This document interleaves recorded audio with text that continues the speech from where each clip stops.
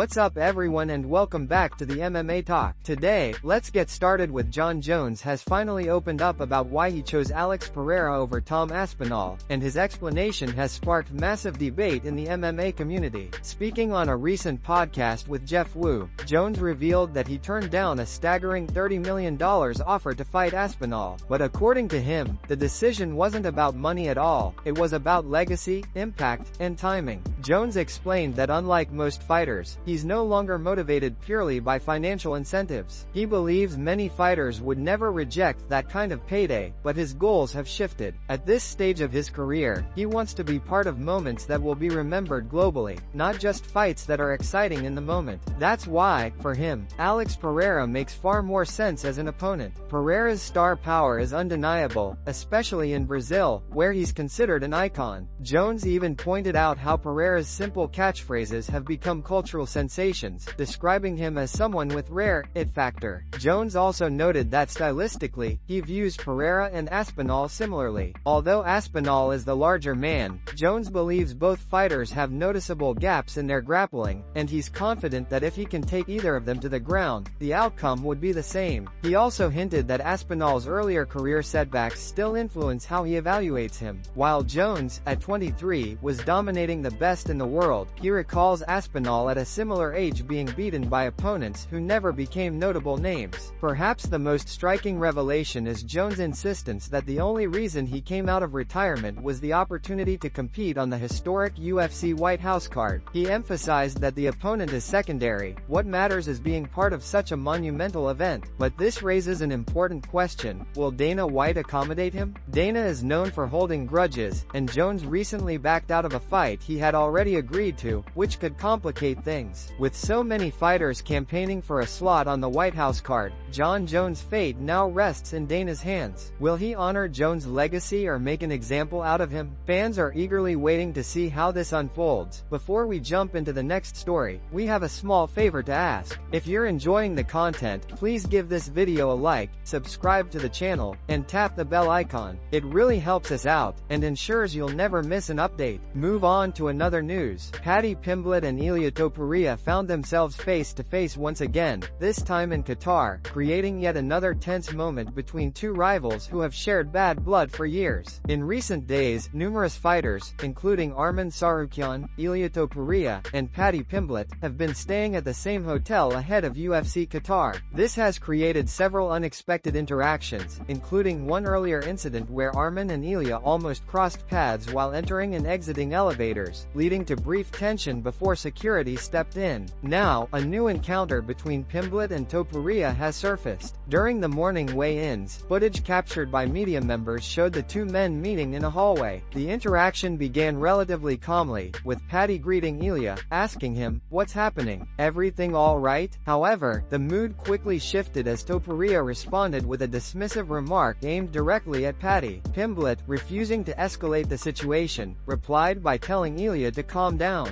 The brief exchange was recorded and shared online by Alvaro Colmenero, revealing a moment of rising tension between the two stars. In the clip, Paddy maintains a casual demeanor despite Topuria's confrontational tone. Security personnel, already positioned closely due to the earlier incidents between other fighters, immediately stepped forward to ensure the situation didn't escalate. Topuria appeared ready to continue the verbal back and forth, but officials intervened to create space and guide both men away in separate directions. Although the confrontation never became physical, the encounter served as yet another reminder of the heated rivalry between these two. Their hostile history goes back years, both inside and outside the cage, and every time they occupy the same building, there seems to be a spark of conflict. Fans online immediately began speculating whether this latest moment could reignite talks of a future matchup, especially with both fighters competing on major cards and staying in the public eye. Ultimately, the situation fizzled out with nothing more than verbal jabs. The UFC's on-site security team deserves credit for preventing any escalation, maintaining strict control as tensions rose throughout fight week in Qatar. Still, the rivalry clearly remains alive, and the MMA world will be watching closely for the next time these two fighters cross paths. Move on to another news. Islam Makhachev has sparked major conversation after sending a pointed message to UFC President Dana White, expressing dissatisfaction with the current current state of fighter promotion within the organization. In a recent Russian-language interview, Makhachev suggested that the UFC has drifted away from the promotional intensity that once helped build its biggest stars. According to him, Dana White may be experiencing a level of burnout after decades of unprecedented success, and the company has lost some of the hunger that originally fueled its rise. Makhachev explained that in earlier years, the UFC could take almost any fighter and, through strong marketing and relentless storytelling, turn them into a mainstream sensation. He believes that effort has declined significantly. In his view, the promotion now seems less invested in elevating fighters, and the enthusiasm that once defined the organization is fading. Makhachev added that Dana White, once the driving force behind the UFC's promotional machine, is now heavily involved in various outside ventures. Because of that, Islam feels the UFC has not been putting enough energy into creating big moments for fighters or building hype around major matchups. One of the most intriguing parts of Makhachev's comments was his claim that Dana White is already searching for someone to eventually replace him. This has fueled discussion within the MMA community about who might step into one of the most influential roles in the sport. While some fans playfully suggest Conor McGregor as a possible successor, Islam dismissed the idea, calling it unrealistic given McGregor's legal issues and inconsistent activity over the past few years. Instead, many insiders believe Hunter Campbell, the UFC's chief business officer, is the most logical successor. Campbell is already deeply embedded in matchmaking, contract negotiations, and executive decision-making. Numerous fighters report that he is the primary person they communicate with for bookings and logistics, often more than Dana himself. This aligns with the broader shift in leadership since the UFC's sale to WMEIMG in 2016 for $4 billion.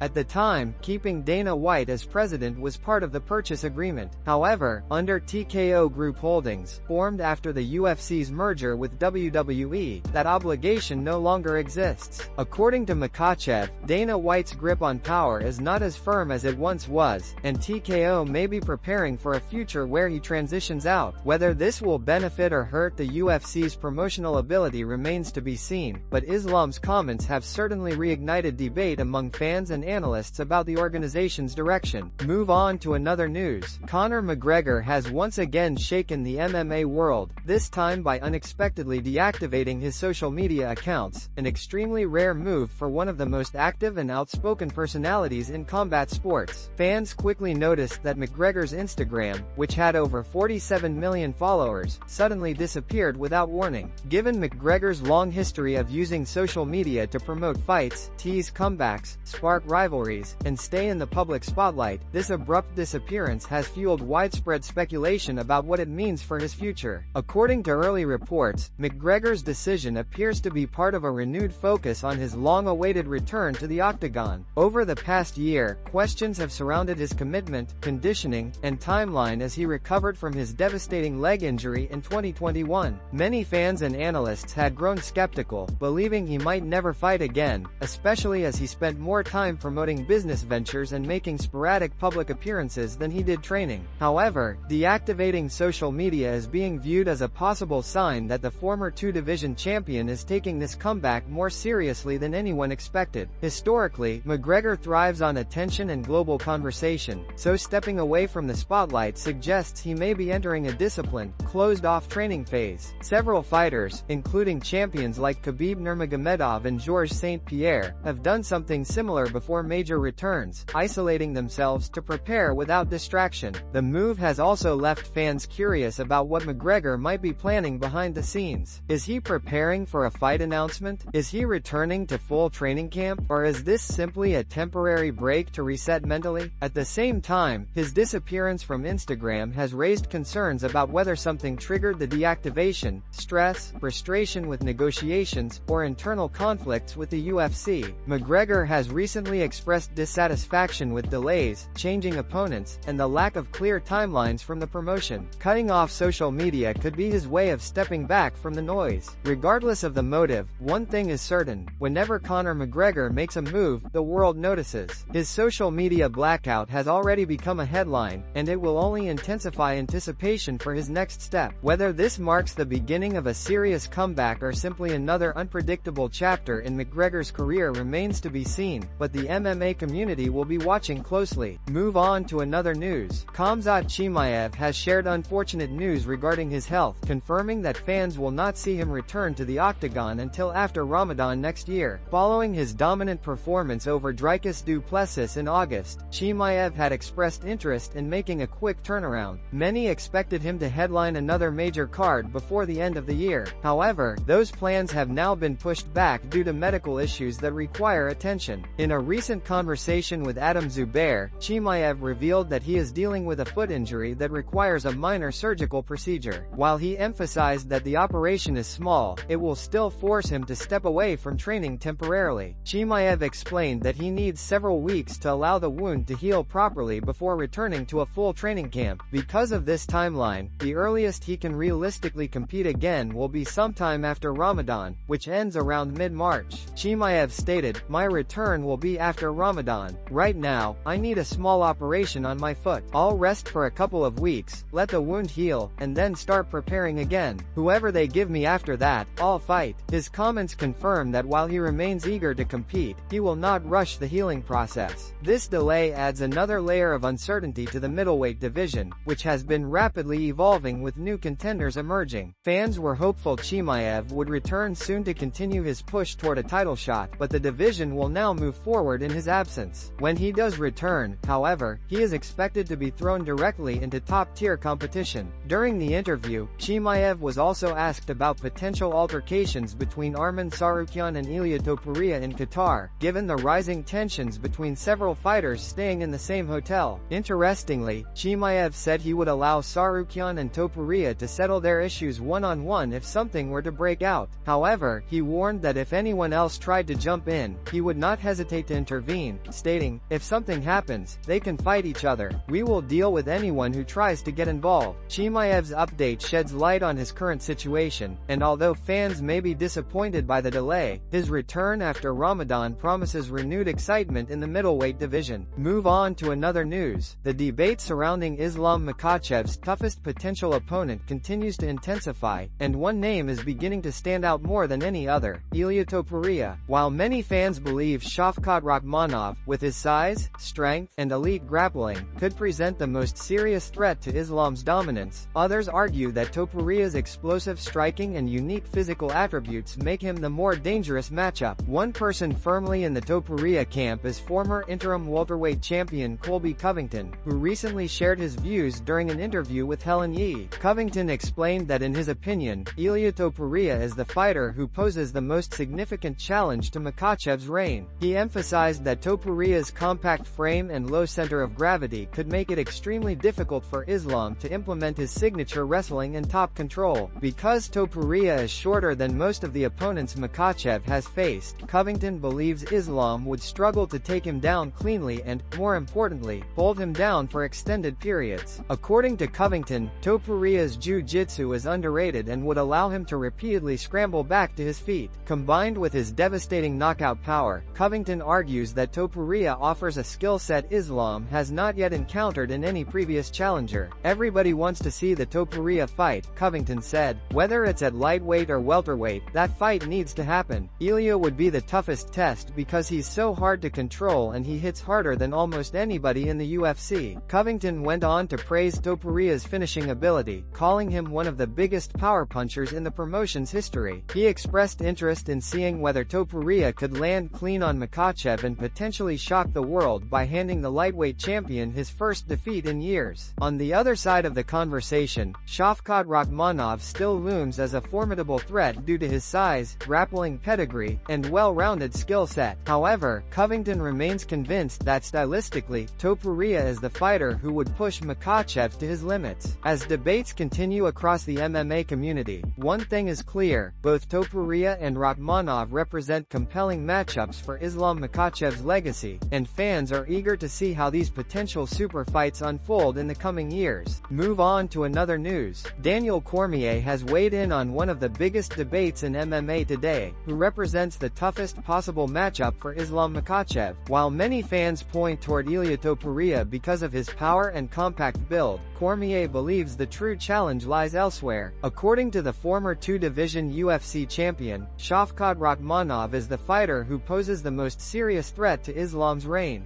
Cormier explained that Shavkat's physical dimensions alone make him a unique challenge. At welterweight, Rakhmonov carries a rare combination of height, reach, and strength, and he utilizes these tools with exceptional efficiency. DC pointed out that Makhachev has dominated opponents at lightweight largely due to his superior grappling control and ability to dictate every exchange. With Rakhmonov, however, those advantages would not be guaranteed. In Cormier's view, Shavkat's elite wrestling ability, paired with his dynamic striking arsenal, creates a skill set that closely mirrors Islam's, but with a notable size advantage. He emphasized that if the UFC ever managed to book a bout between the two, it could easily become the most difficult fight of Makhachev's career. The size of Rakhmonov, the wrestling, the striking, if Islam ever fought Shavkat, that would be the toughest fight he's ever faced, Cormier stated. Shavkat Rakhmonov has built a reputation as one of the most well-rounded and dangerous fighters in the UFC. He remains